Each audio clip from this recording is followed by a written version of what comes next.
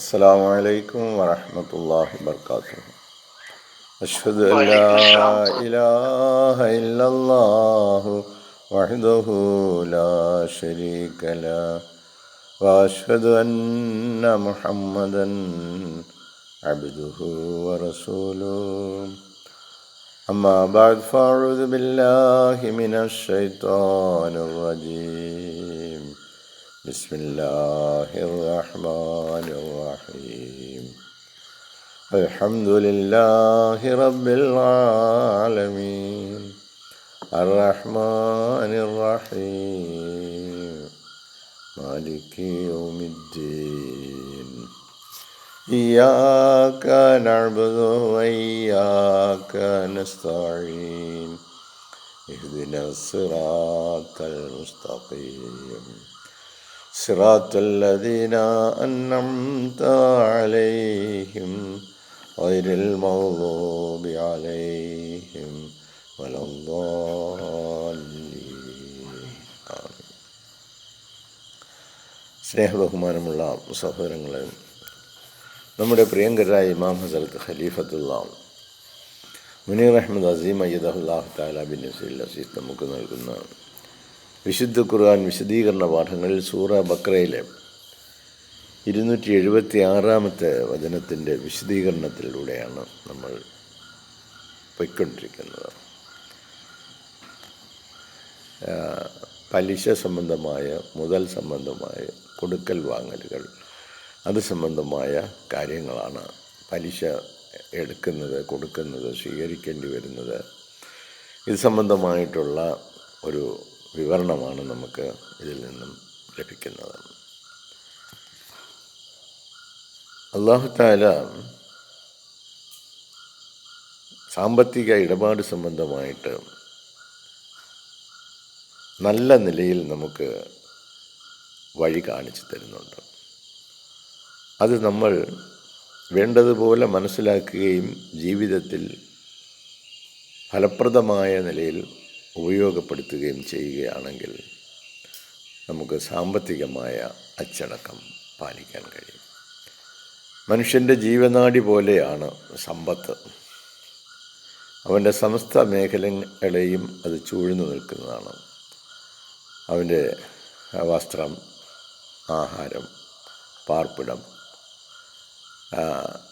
അങ്ങനെ വിവിധങ്ങളായ കാര്യങ്ങൾക്ക് സമ്പത്ത് അനിവാര്യമാണ്. അപ്പോൾ ഈ സമ്പത്തിനെ നമ്മൾ എങ്ങനെ ഫലപ്രദമായി ഉപയോഗിക്കാമെന്ന് അറിയുന്നില്ല എങ്കിൽ നമുക്ക് സാമ്പത്തികമായ പുരോഗതി ആർജിക്കുവാൻ കഴിയില്ല. അതുപോലെ ഏത് കാര്യത്തെക്കുറിച്ചായാലും ശരിയായ നിലയിലുള്ള അറിവില്ലെങ്കിൽ ആ രംഗത്ത് നമുക്ക് പുരോഗതി ആർജിക്കുവാൻ കഴിയുകയില്ല. The surplus money which the money lenders ask, ഈ നാണ്യവാണ്യഭക്കാരൻ, ഇപ്പോൾ എൻ്റെ കയ്യിൽ 1,00,000 രൂപയുണ്ട്, ഞാൻ വേണമെങ്കിൽ അത് ആളുകൾക്ക് 25,000 രൂപ അല്ലെ 50,000 രൂപ വീതം കൊടുക്കാം. പക്ഷേ എനിക്കൊരു മാസം കഴിയുമ്പോൾ ഇത്ര രൂപ കിട്ടണം. അങ്ങനെയുള്ള ആളുകളെയാണ് മണി ലെൻഡേഴ്സ് എന്ന് പറയുന്നത്, നാണ്യവാണിഭക്കാരൻ. അതൊക്കെ ഇന്ന് സർവ്വസാധാരണമായിട്ടുണ്ട് എന്നാണ് അറിയുന്നത്. അപ്പോൾ the surplus money which the money lenders ask, അപ്പോൾ രാവിലെ ഞാൻ ഇപ്പോൾ ഒരു 50,000 രൂപ കച്ചവടം ചെയ്യാൻ വേണ്ടി തന്നാൽ വൈകുന്നേരം നിങ്ങൾ കച്ചവടം തീർത്ത് കഴിഞ്ഞിട്ട് വരുമ്പോൾ എനിക്ക് ആ 50,000 രൂപ കൂടെ ഒരു 1,000, 2,000, 5,000 ഞാൻ എത്രയാണോ ചോദിക്കുന്നത് അത് ഞാൻ അധികമായിട്ട് വാങ്ങുന്ന ഒരു നടപടിയുണ്ട്. Money lenders ask of their debtors on the initial amount of money lend is what is called interest. അങ്ങനെ കൊടുത്തിട്ട് ഇങ്ങനെ വാങ്ങുന്ന, അതിന്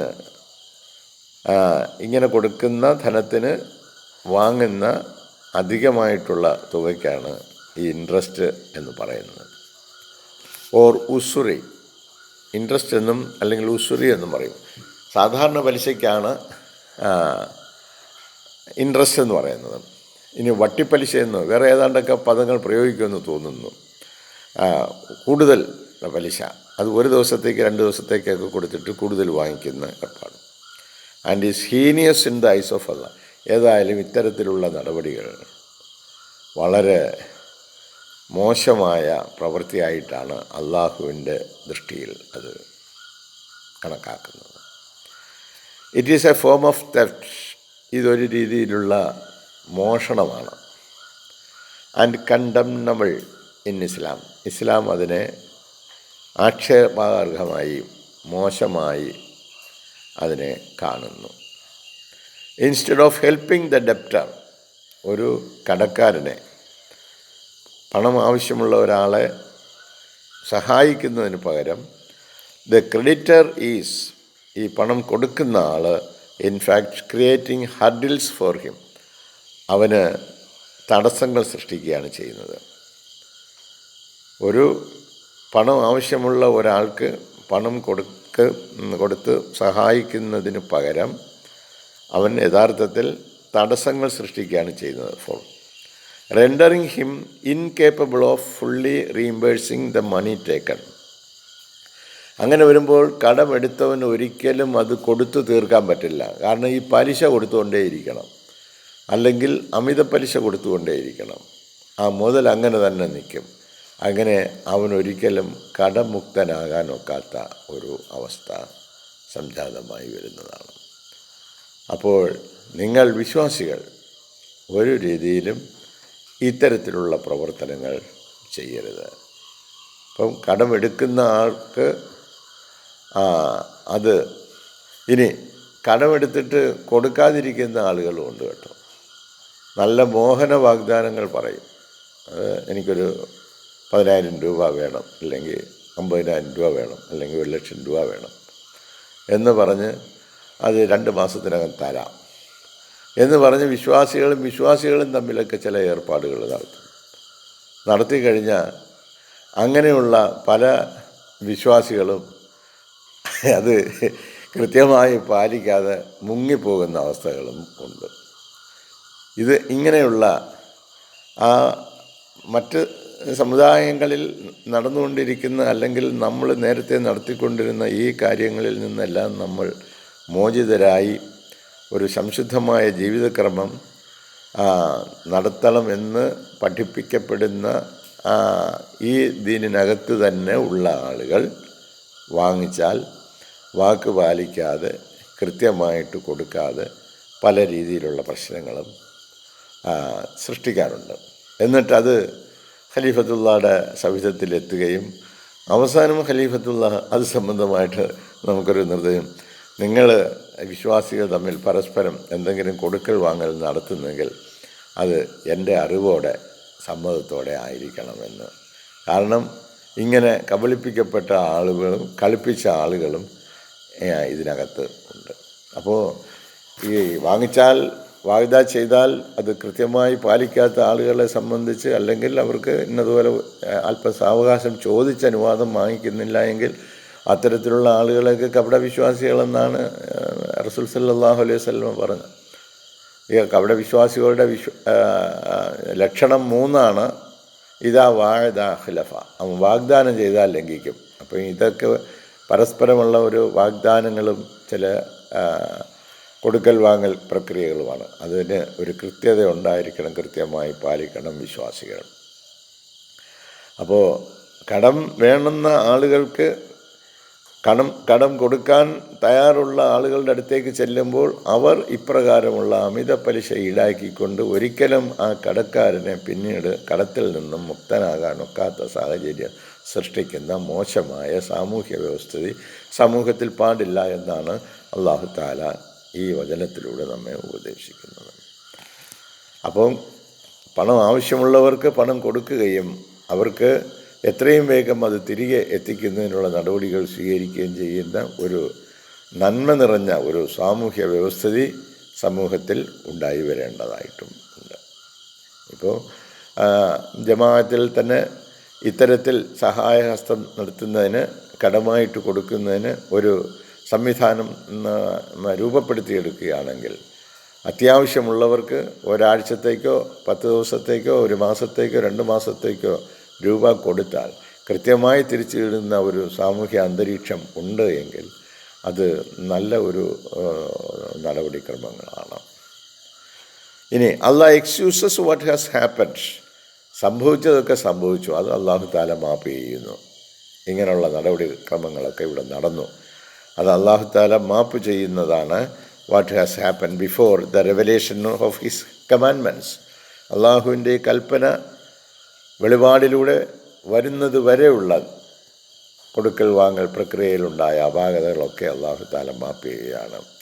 ആൻഡ് അഡ്വൈസസ്, എന്നിട്ട് ഉപദേശിക്കുകയാണ് ദ ബിലീവേഴ്സ്, വിശ്വാസികളെ, never to approach such illegal and heinous practice. അതുകൊണ്ട് ഇനി ഒരിക്കലും നിങ്ങൾ നിയമവിധേയമല്ലാത്ത ഈ മോശമായ ആചാരത്തിലേക്ക്, അനുഷ്ഠാനത്തിലേക്ക്, കൊടുക്കൽ വാങ്ങലുകളിലേക്ക് നിങ്ങൾ സമീപിക്കുക പോലും ചെയ്യരുത്. Never to approach such illegal and heinous practice and if they do not obey the commandments of Allah. ഇനി അള്ളാഹുവിൻ്റെ ഈ ഉപദേശ നിർദ്ദേശങ്ങൾ, ഈ കൽപ്പനകൾ അവർ അനുസരിക്കുന്നില്ല എങ്കിൽ, and persist in taking interest, അവർ നിർബന്ധപൂർവം പലിശ സ്വീകരിക്കാൻ തന്നെ തീരുമാനിച്ച് നിൽക്കുകയാണെങ്കിൽ, ഫ്രം ദെയർ ഡെപ്റ്റേഴ്സ്, അവരുടെ കടക്കാരിൽ നിന്ന്, അവരുടെ കയ്യിൽ നിന്ന് പണം വാങ്ങിച്ചിട്ടുള്ള ആളുകളിൽ നിന്നും നിർബന്ധപൂർവം അവർ ഇൻട്രസ്റ്റ് വാങ്ങിക്കാൻ തന്നെ തീരുമാനിച്ച് നിർബന്ധം പിടിക്കുകയാണെങ്കിൽ, instead of asking just for the initial money lunch, കടം കൊടുത്ത ആ തുക മാത്രം തിരിച്ച് ചോദിച്ച് വാങ്ങിക്കുന്നതിന് പകരം അവരുടെ കയ്യിൽ നിന്ന് പലിശയും വാങ്ങിക്കുവാനാണ് അവർ ഉദ്ദേശിക്കുന്നതെങ്കിൽ, then Allah will take the matter in his hand. അത്തരം കാര്യങ്ങളിൽ അള്ളാഹു താല അവൻ്റെ നടപടിക്രമങ്ങൾ അവൻ നടത്തുന്നതാണ്. And grievous will be the consequences of the interest taker. അങ്ങനെ പലിശ പിടിച്ചു വാങ്ങുന്ന അത്തരത്തിലുള്ള ആളുകളുടെ പര്യവസാനം വളരെ ദുരന്തപൂർണമായിരിക്കും എന്ന മുന്നറിയിപ്പ് നൽകുന്നു. They shall be dragged into the fire of their own heinous deeds. അവരുടെ തന്നെ മോശമായ ഈ പ്രവർത്തനങ്ങൾ മൂലം അവരെ നരകാഗ്നിയിലേക്ക് വലിച്ചു കൊണ്ടുവരുന്നതാണ്. അവരുടെ പ്രവർത്തനങ്ങൾ തന്നെ അപ്രകാരമാകുന്നതാണ്. അപ്പോൾ നമ്മുടെ സാമ്പത്തിക ഘടനയെക്കുറിച്ചൊക്കെ ഉള്ള ചില കാര്യങ്ങളാണ് നമ്മുടെ മുമ്പിൽ ഇത് വയ്ക്കുന്നത്. അപ്പോൾ നമ്മൾ കടക്കാരനാകാതിരിക്കാനുള്ള മുൻകരുതലുകൾ ഓരോ വ്യക്തിയും ഓരോ കുടുംബാംഗങ്ങളും തീർച്ചയായിട്ടും ചർച്ച ചെയ്യുകയും മനസ്സിലാക്കുകയും ചെയ്യേണ്ടതാണ്.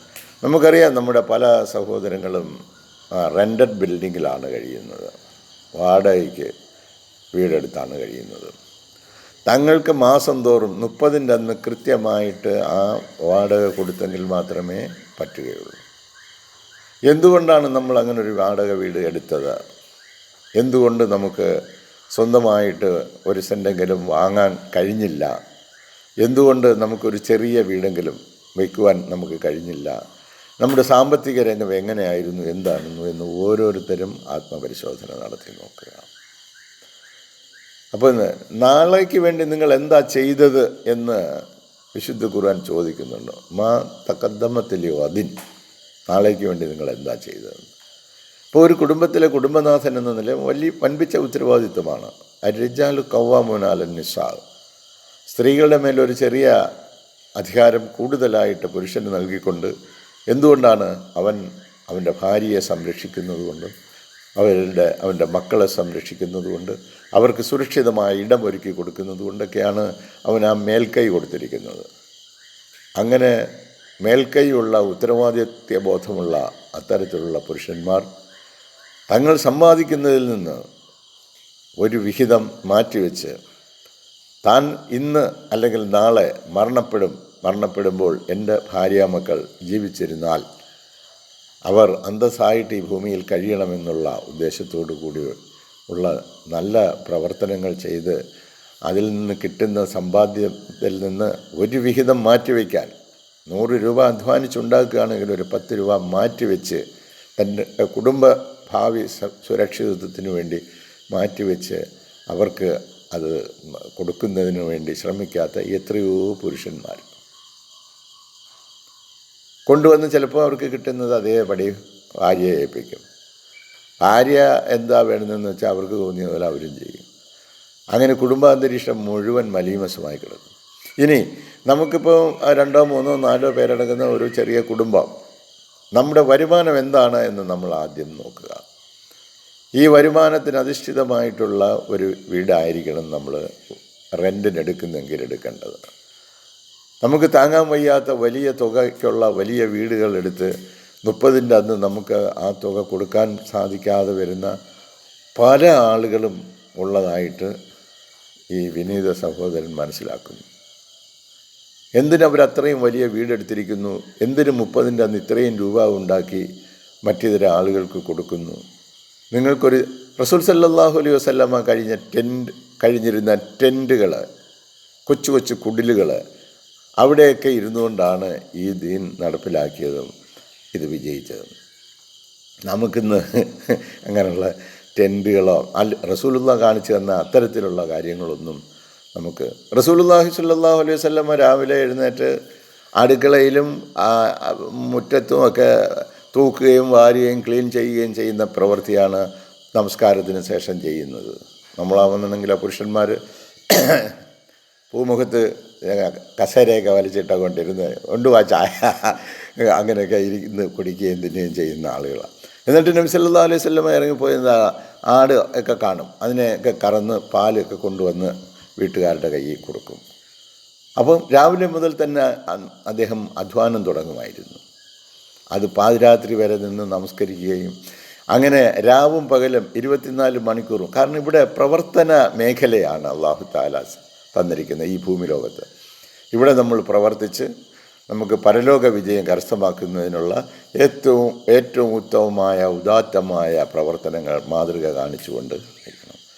അപ്പോൾ നബി സല്ലല്ലാഹു അലൈഹി വസല്ലമ കിടക്കുന്നിടത്ത് അവർ ആരാധന നടത്തുന്നിടത്ത് പോലും ഒരു മഴ പെയ്യുകയാണെങ്കിൽ അവർക്കൊരു ചെളി, വെള്ളം, ചോർച്ച ഇതൊക്കെ സഹിക്കുന്നതിനൊന്നും യാതൊരു ബുദ്ധിമുട്ടില്ല. നമ്മളൊക്കെ അങ്ങനെയൊന്നും യാതൊരു രീതിയിലും കൊള്ളാം. കൊട്ടാര സമാനമായ വീടുകളിലേ നമ്മൾ കിടക്കൂ, നമുക്ക് സാമ്പത്തിക രംഗമായി. അതുകൊണ്ട് നമ്മൾ മാറി ചിന്തിക്കണം വിശ്വാസികൾ. അങ്ങനെ നിങ്ങൾ മാറി ചിന്തിക്കുകയാണെങ്കിൽ എങ്ങേടവും ഇല്ലാത്ത ആളുകൾക്ക് മക്ക മദീനയിലൊക്കെ ആട്ടി ഓടിക്കപ്പെട്ട അവരെയൊക്കെ അവർ ഭരണകർത്താക്കളും നേതാക്കളും സമ്പത്തിൻ്റെ ഉടമകളുമായി തീർന്നത് ഇങ്ങനെ വരിഞ്ഞു മുറുക്കി കെട്ടിയ ഒരു ജീവിതത്തിൽ അവർ സക്കാത്ത് കൊടുക്കുമായിരുന്നു, അവർ സദക്കകൾ കൊടുക്കുമായിരുന്നു. അങ്ങനെ അല്ലാഹു തആല അവർക്ക് വിജയം നൽകി. അവരെ എന്ത് ത്യാഗവും സഹിക്കാൻ തയ്യാറായിരുന്നു. ഇന്നൊരു ത്യാഗവും ആരും സഹിക്കുകയില്ല. ഒരു നൂറുൽ ഇസ്ലാം മസ്ജിദ്, അങ്ങ് ആഫ്രിക്കയിൽ നിന്നും വന്ന ഒരു മനുഷ്യൻ അള്ളാഹുവിൻ്റെ പ്രതിനിധിയാണ്, അള്ളാഹുവിൻ്റെ ദൂതനാണ്, അല്ലാഹു തആല നിയോഗിച്ച മുഹീദ്ദീൻ ഷെയ്ഖാണ്, അല്ലാഹു തആല നിയോഗിച്ച മുജദ്ദിദാണ്, ഞാൻ ഈ നൂറ്റാണ്ടിലെ റസൂലുള്ളാഹിയുടെ പ്രതിനിധിയാണ്, ഹസ്രത്ത് മിർസാ ഗുലാം അഹമ്മദ് അലൈഹി ഇസ്ലാമിൻ്റെ പ്രതിനിധിയാണ്, ഖിയാമത്ത് നാൾ വരെ ഓരോ നൂറ്റാണ്ടിലും വന്നുകൊണ്ടിരിക്കും. ഈ ഉപദേശങ്ങളൊക്കെ മുസ്ലിം ലോകത്ത് പറഞ്ഞുകൊണ്ടിരിക്കുന്നു. ആരാ സ്വീകരിക്കുന്നത്? നമ്മൾ സ്വീകരിച്ചവരെന്ന് പറയുന്നവർ ഒരുമിച്ച് ഒരിടത്ത് കഴിയാനും ആശയവിനിമയം നടത്താനും ഒരുമിച്ച് ഇബാദത്ത് ചെയ്യാനുമുള്ള ഒരു സാഹചര്യം സൃഷ്ടിക്കാൻ നമ്മൾ തയ്യാറുണ്ടോ? ഇല്ല. നമ്മളൊക്കെ നമ്മുടെ ശരീര ഇച്ഛകൾ എന്താണോ നമ്മളോട് പറയുന്നത് അതനുസരിച്ച് പ്രവർത്തിക്കുന്ന ആളുകളാണ്.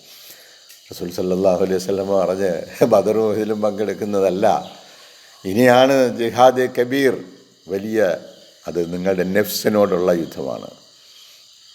അതുകൊണ്ട് അല്ലാഹു തആല ഈ ഭാരതത്തിൽ അവൻ്റെ ആരാധനാലയമായിട്ട് 2 എണ്ണം, ഒരു നൂറുൽ ഇസ്ലാം മസ്ജിദും ഒരു സിറാജ് മുനീർ, അതിൻ്റെ പരിസരത്ത് വന്ന് താമസിക്കാൻ ഇതിനു വേണ്ടി ത്യാഗം സഹിക്കുന്ന ആരുണ്ട്? കഷ്ടം. അപ്പോൾ നമ്മളൊക്കെ വിശ്വാസികളാണ് എന്ന് നമ്മൾ പറയുന്നെങ്കിലും ഇതിനു വേണ്ടിയുള്ള അതിൻ്റെ കോൺസിക്വൻസസ് എന്തൊക്കെയാണ് എന്ന് നമ്മൾ ചിന്തിക്കുന്നില്ല. എന്നിട്ട് നമ്മുടെ ശരീരം നെഫ്സും പറയുന്നത് എന്താണോ അതനുസരിച്ച് നമ്മൾ പ്രവർത്തിച്ചുണ്ട്. നമ്മുടെ ഇമാം പറയുന്നതനുസരിച്ച് നിങ്ങളൊരു ചെറിയ കാൽ വയ്ക്കുമെങ്കിൽ തീർച്ചയായിട്ടും എത്രയോ പ്രാവശ്യം പറഞ്ഞു, പിന്നെ നിങ്ങളെല്ലാം ഒരിടത്ത് ഒരുമിച്ച് കൂടി സുസംഘടിതമായ നിലയിൽ നിങ്ങളുടെ ആത്മീയ പ്രവർത്തന വിധി മറ്റുള്ളവർക്ക് മാതൃകയും കാണിക്കണമെന്ന്. ഇവിടെ തന്നെ ഉള്ളവർ ഈ ദീനിന് കടക്കൽ കത്തിവയ്ക്കുന്ന രംഗങ്ങളാണ് നമ്മൾ കണ്ടുകൊണ്ടിരിക്കുന്നത്. സഹോദരങ്ങളെ, ഈ പരിശുദ്ധമായ റമദാൻ മാസത്തിൽ ഈ വിശുദ്ധ ഖുർആൻ ഒന്നെടുത്ത് നല്ലതുപോലെ വായിച്ച് പഠിച്ച് മനസ്സിലാക്കി ജീവിതത്തിനൊരു പരിവർത്തനം നടത്തി മുഹമ്മദ് മുസ്തഫ സല്ലല്ലാഹു അലൈഹി വസല്ലമയുടെ ഇക്കാലത്തെ വിശ്വസ്തരായ അനുയായികളായി മാറാൻ വേണ്ടി ഒരു പരിവർത്തനത്തിന് തയ്യാറാകുക, ത്യാഗത്തിന് തയ്യാറാകുക. അന്ന് അവർ ചെയ്ത അതേ ത്യാഗം ഇന്ന് ഈ കാലത്തും നമ്മൾ ചെയ്യേണ്ടതാണ്. ചെയ്തെങ്കിൽ മാത്രമേ നമ്മൾ വിശ്വാസികളാവൂ. അവരെ വിശ്വാസികളാക്കിയത് ആ നിലയിലുള്ള അഗ്നി പരീക്ഷണങ്ങൾ നടത്തിയിട്ടാണെങ്കിൽ നമ്മളെ അങ്ങ് ചുമ്മാ എവിടെയെങ്കിലും ഇരുന്ന് നമുക്ക് ഇങ്ങനെ കാര്യങ്ങൾ പറഞ്ഞുകൊണ്ട് ഇരുന്നിട്ട് നമ്മളെ അങ്ങ് സ്വർഗത്തിലേക്ക് വിടുമെന്ന് നമ്മൾ കരുതുന്നെങ്കിൽ അതൊന്നും അതിൻ്റെ അധ്യാപനങ്ങളല്ല. അതുകൊണ്ട് നമുക്കിപ്പം ഒരു കാലം വരും അന്ന് ഇൻട്രസ്റ്റ് ബേസ്ഡ് ആയിട്ടുള്ള എല്ലാ രംഗങ്ങളും ആയിരിക്കും എന്ന് പറഞ്ഞ് നമുക്കിപ്പോൾ അത്യാവശ്യമുണ്ട്. നമുക്ക് അല്പം സ്വർണ്ണം വല്ലതും ഉണ്ടെങ്കിൽ കൊണ്ടുവന്ന് ഇൻട്രസ്റ്റ് കൊടുത്തേ നമുക്ക് വാങ്ങിക്കാൻ നോക്കും. അങ്ങനെയുള്ള ഗവൺമെൻറ് സ്ഥാപനങ്ങളിലേക്ക് കൊണ്ടുവന്ന് വെച്ച് എത്രയും വേഗം അത് തിരികെ എടുക്കുകയും നമ്മൾ ഇൻട്രസ്റ്റ് അത് ആരുടെയിൽ നിന്നും നമ്മൾ വാങ്ങുന്നില്ല, പക്ഷേ അങ്ങോട്ട് കൊടുക്കേണ്ട സാഹചര്യം വന്നാൽ നമ്മളത് കൊടുക്കും. ഇനി ഇങ്ങോട്ട് കിട്ടേണ്ട സാഹചര്യം വന്ന് കിട്ടുകയാണെങ്കിൽ ഇപ്രകാരം അങ്ങോട്ട് കൊടുത്തതിന് മേക്കപ്പ് ചെയ്തെടുക്കുക.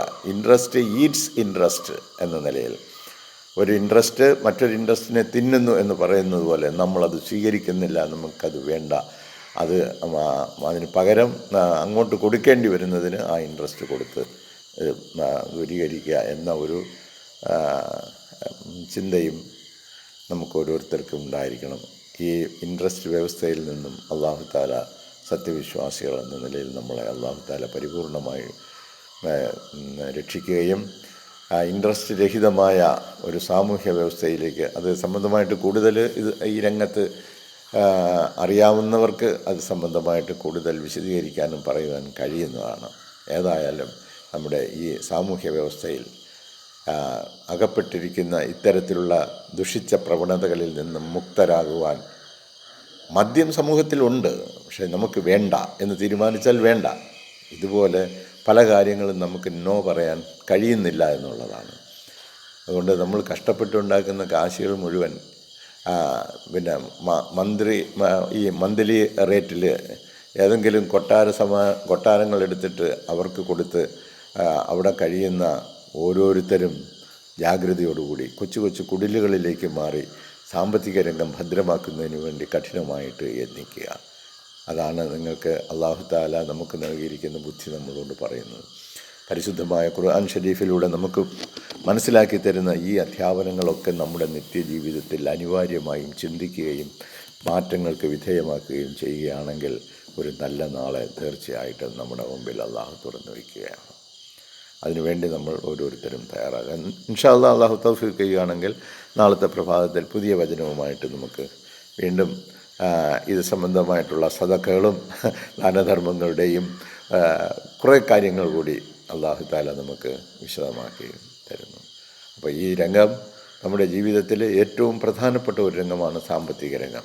സാമ്പത്തിക അച്ചടക്കം, സമ്പത്ത് എങ്ങനെ സമ്പാദിക്കണം, എങ്ങനെ അത് വിനിയോഗിക്കണം, എങ്ങനെ ഭാവി ജീവിതം സുരക്ഷിതമാക്കണം, ഭാര്യാമക്കളെയും കുട്ടികളെയും ഒക്കെ എങ്ങനെ സംരക്ഷിച്ച് റെഡിയാക്കണം, ഇതിനെക്കുറിച്ചൊക്കെ കാര്യമായ ചിന്തയുണ്ടായിരിക്കണം.